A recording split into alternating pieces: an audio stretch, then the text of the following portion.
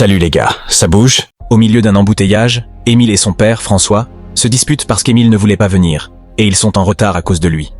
Finalement, Émile se lasse des reproches de son père et quitte la voiture, alors François le suit. À ce moment-là, il remarque une ambulance secouée, tandis que quelque chose crie à l'intérieur avant que les fenêtres ne se brisent. François traîne immédiatement Émile pour se cacher, alors que les portes de l'ambulance sont ouvertes, et qu'une créature, moitié oiseau, moitié homme, en sort, atterrissant sur le toit d'une voiture. Des agents de sécurité se précipitent pour rattraper le mutant, qui se débat et leur crie dessus, effrayant tout le monde sur la route. Le mutant parvient à repousser les agents et s'enfuit ensuite. Quelque temps plus tard, Émile et François arrivent à l'hôpital pour voir le médecin qui traite la mère d'Émile, Lana, qui est également en train de muter en un animal. Il s'avère que pendant les 2 dernières années, de nombreuses personnes dans tout le pays ont soudainement commencé à muter en forme plus animale, et la plupart du temps, elles deviennent très violentes. Les autorités font de leur mieux pour les attraper tous et les garder dans des institutions spécialisées, où les mutants sont gardés calmes avec des sédatifs pendant qu'ils sont étudiés, dans l'espoir de trouver un remède. La plupart des gens ont peur des mutants et veulent qu'ils soient enfermés. Émile ne veut pas voir sa mère parce qu'il est devenu méfiant envers elle depuis qu'elle lui a accidentellement griffé le visage. Mais François insiste sur le fait qu'elle fait toujours partie de la famille. Le médecin explique qu'un nouveau centre de réception plus avancé a ouvert dans le sud, et que Lana devrait y être transférée, ce que François accepte rapidement. Il veut déménager là-bas avec Émile pour qu'il puisse commencer une nouvelle vie, loin du jugement des gens qui connaissaient déjà Lana. En entrant dans la chambre de Lana, Émile remarque toutes les griffures sur les murs et ne s'approche pas trop. François s'assoit avec elle et lui parle, pensant que cela aide, mais Émile ne pense pas qu'elle puisse comprendre quoi que ce soit de ce qu'ils disent. Quelques semaines plus tard, Émile, François et leur chien déménagent dans leur nouvelle maison près de la forêt. Bientôt, Émile commence à aller à l'école, et quand le professeur le présente à la classe, Nina pose trop de questions. Émile décide de mentir et dit que sa mère est morte avant d'expliquer que sa cicatrice a été causée par la foudre. Plus tard dans la nuit, une énorme tempête frappe la ville. Le courant est coupé et Émile est réveillé par le bruit causé par le vent et la foudre. Il va vérifier la fenêtre et est effrayé par une créature regardant dans la maison. Mais dès que François remet le courant, la créature disparaît. Le lendemain, ils reçoivent un appel d'urgence et se précipitent vers le lac local, où la police et les pompiers ont fermé la zone. Il s'avère que la tempête a causé la sortie de route et le crash d'une ambulance dans le lac. Et lorsqu'il voit un policier récupérer le corps d'une créature, François craint le pire. C'était l'ambulance qui transportait tous les mutants au nouveau centre. Maintenant, la moitié d'entre eux sont morts, tandis que d'autres se sont échappés. Les policiers retiennent un François désespéré, alors qu'il hurle pour sa femme. Mais l'agent Julia lui assure qu'ils n'ont pas trouvé le corps de Lana, donc elle doit être quelque part dans la forêt. Une fois rentrés chez eux, François commence à accrocher certains de leurs vêtements aux arbres autour de la maison, espérant que l'odeur guidera Lana vers eux. Le lendemain, pendant le cours, le professeur de gymnastique envoie la classe jouer à la corde à tirer, et toute l'équipe d'Émile tombe immédiatement au sol, sauf lui. Étonnamment, il est capable de tirer seul assez longtemps pour que ses coéquipiers le rejoignent et remportent la partie. Ensuite, tout le monde est impressionné par la force d'Émile et l'invite à une fête. Cependant, Émile est trop occupé à inspecter ses doigts et se précipite chez lui où il utilise des pincettes pour retirer quelque chose de sous ses ongles. Alors qu'il crie de douleur, il est choqué de découvrir de petites griffes, ce qui signifie qu'il commence lentement à muter également. Puis il vérifie son dos dans le miroir et remarque que la forme de sa colonne vertébrale change aussi. Furieux, il jette des objets partout dans la salle de bain avant de se mettre dans la baignoire pour laver sa honte. Son chien entre dans la baignoire avec lui pour le réconforter. Pendant ce temps, François se rend au centre commercial et tombe sur Julia, qui l'informe qu'il ne cherche plus car le gouvernement a promis d'envoyer l'armée. Soudain, ils entendent des cris parce que les clients ont vu un mutant. Julia ordonne à ses collègues d'évacuer le centre commercial, mais François cherche le mutant pour vérifier si c'est Lana. La créature s'avère être un mutant calmar qui veut juste manger du poisson, et lorsqu'elle remarque qu'elle a été découverte, elle leur jette une boîte de crevettes avant de s'enfuir. Elle continue de lancer des aliments au hasard sur Julia alors qu'elle la poursuit. Cela n'est pas suffisant pour arrêter une officier entraînée, donc Julia lui saute dessus pour la capturer.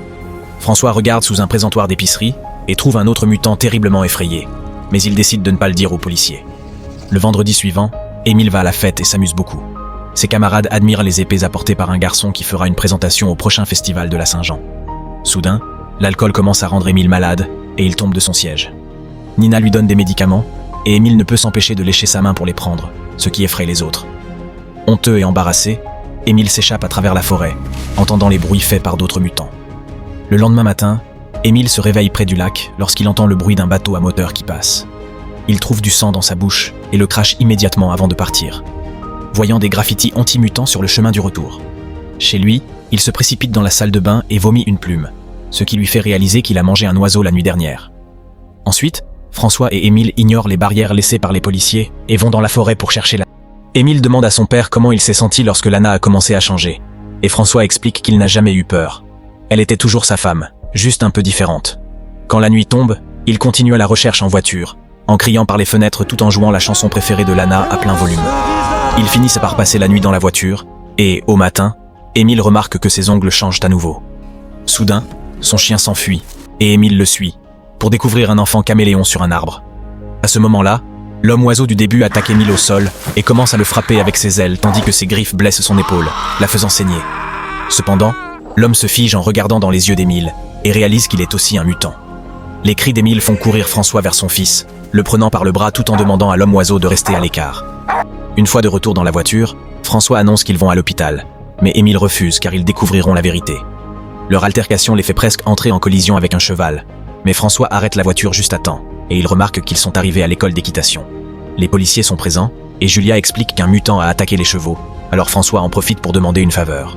Une infirmière de l'armée finit par recoudre Émile et croit l'histoire selon laquelle le chien lui a mordu l'épaule. Plus tard à la maison, Émile enlève quelques points de suture et commence à lécher la plaie qui coule. Quelque temps plus tard, pendant le cours de laboratoire, Émile remarque que Nina porte un collier avec une plume similaire à celle qu'il a vomie et il panique, mais Nina le remarque immédiatement. Ensuite, il n'arrive pas à se concentrer car il est distrait par les furets qui couinent dans leur cage. Finalement, il craque et leur crie de se taire. Après les cours, Émile a du mal à faire du vélo à cause des changements de son corps. Et Nina essaie de rester aussi solidaire que possible, allant même jusqu'à inviter Émile à passer du temps chez elle. En préparant un goûter, Émile ouvre le réfrigérateur et trouve un oiseau mort. Nina explique qu'elle l'a trouvé devant sa porte après la fête et a pris sa plume pour le collier. Émile réalise qu'il ne l'a pas mangé. Il l'a laissé pour elle en tant que cadeau. Nina le garde parce qu'elle va le donner en tant que nourriture pour les mutants. Ensuite, Émile va dans le lac et attrape un poisson à main nue, ce qu'un voisin voit. Ensuite, il cherche l'homme-oiseau, qui essaie de voler et continue de tomber au sol sans cesse. Émile laisse le poisson pour lui et apprend qu'il s'appelle Fix parce qu'il ne se souvient pas de son vrai nom. En voyant les blessures de Fix causées par ses vols ratés, Émile lui explique qu'il y a un endroit plus sûr pour s'exercer et l'emmène au lac. Après qu'Émile ait retiré toutes les branches de l'eau pour éviter d'autres blessures, Fix accepte de s'entraîner là. Le soir, Émile essaie de rentrer chez lui à vélo, mais il ne cesse de tomber. Alors il décide de le laisser dans la forêt et de dire à son père qu'il a été volé. Pendant ce temps, au bar où François travaille, il découvre que le propriétaire a fabriqué des t-shirts anti-mutants, ce qui le met très mal à l'aise. Ensuite, il sort les poubelles et entend des bruits dans l'arrière-cour quand il se fait soudain attraper par un mutant qui pousse François au sol. Remarquant que la créature est enchaînée, François essaie de la calmer pacifiquement, seulement pour voir un second mutant s'enfuir. À ce moment-là, un collègue repousse la créature avec une rame, révélant que le mutant est un membre de sa famille qu'elle cache au travail. Elle et François essaient de guider la créature pour se cacher à nouveau, mais le mutant panique et se précipite à l'avant du bar, faisant fuir tout le monde en panique. Croyant que l'autre créature pourrait être Lana, François court dans la forêt et trouve sa femme sous forme d'ours, qui fait un bruit en sa direction avant de partir.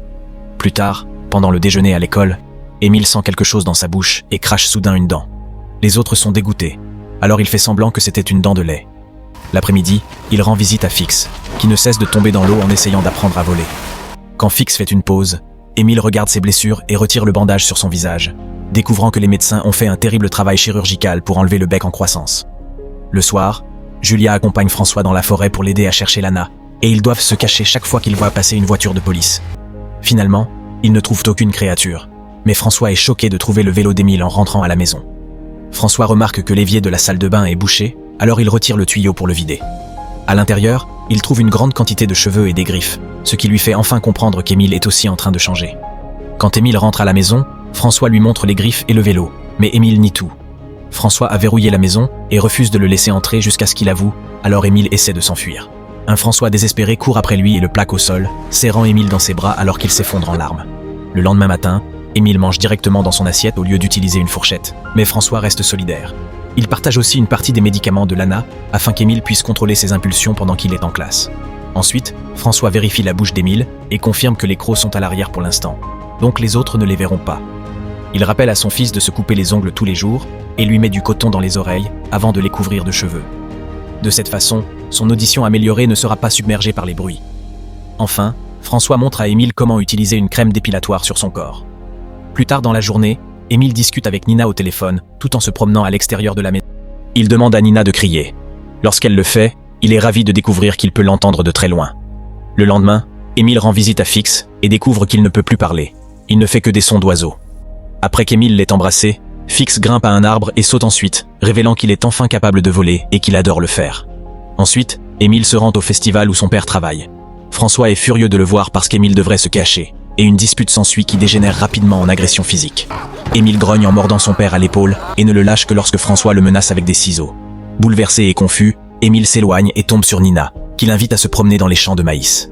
Les adolescents finissent par s'embrasser, et la situation s'enflamme rapidement, donc ils s'allongent pour se mettre à l'aise.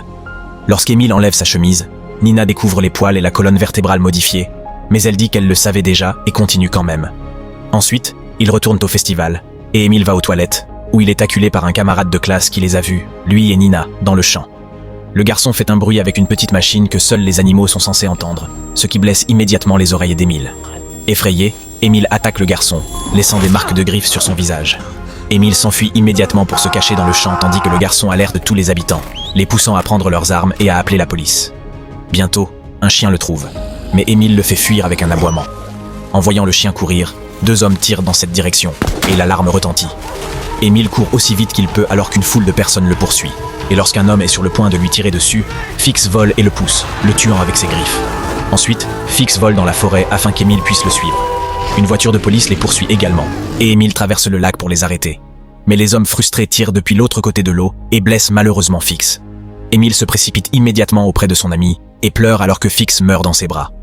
Quelques minutes plus tard, François et les chasseurs trouvent le corps de Fix, mais aucun signe d'Émile. Pendant ce temps, en ville, un gros mutant se faufile pendant que les camions de l'armée se dirigent vers la forêt. Le lendemain, Émile reste caché dans la forêt, mangeant tous les fruits qu'il peut trouver. Le soir, il grimpe à un arbre et rejoint les créatures nocturnes dans leur cœur avec ses propres hurlements. La nuit suivante, une tempête frappe la région et Émile se cache dans une grotte. Il a peur lorsqu'un ours s'approche, mais il réalise que c'est sa mère. Il se frotte le front pour reconnaître leur amour l'un pour l'autre. Ensuite, Lana part, voulant que son fils la suive. Émile le fait et découvre des tonnes de mutants vivant ensemble en harmonie, y compris la fille Caméléon. À ce moment, il voit des fusées éclairantes tirées dans le ciel, ce qui signifie que l'armée les a trouvées. Émile et les autres mutants essaient de fuir et de se cacher, mais les soldats utilisent des sons douloureux qui font que les créatures ne peuvent rien faire d'autre que tomber au sol de douleur et être capturées. La seule qui échappe est la fille Caméléon, qui utilise le camouflage pour se cacher. Plus tard, au poste de police, François aide Émile à déclarer qu'il était ivre et qu'il s'est retrouvé dans la forêt par erreur. Cependant, lorsqu'Émile doit signer les papiers de libération, sa main ne peut pas attraper le stylo et déchire la feuille. Lorsque le policier lui en donne une nouvelle, Émile ne peut s'empêcher de grogner. Alors François pousse immédiatement le policier pour le faire tomber. Avant qu'il ne puisse donner l'alerte, l'agent se cogne la tête et perd connaissance, tandis que François scelle lui-même le document. Ensuite, il le montre rapidement à la réceptionniste et s'éloigne avec Émile. Ensuite, il monte dans la voiture pour quitter la ville. La police commence bientôt à les poursuivre, mais François promet à Émile qu'il ne l'enverra dans aucune institution et conduit aussi vite que possible, traversant une clôture pour atteindre la forêt. Ensuite, François dit à son fils de courir et Émile le fait en hurlant de bonheur. Assurez-vous de vous abonner et d'activer les notifications pour regarder plus de vidéos comme celle-ci. Merci d'avoir regardé.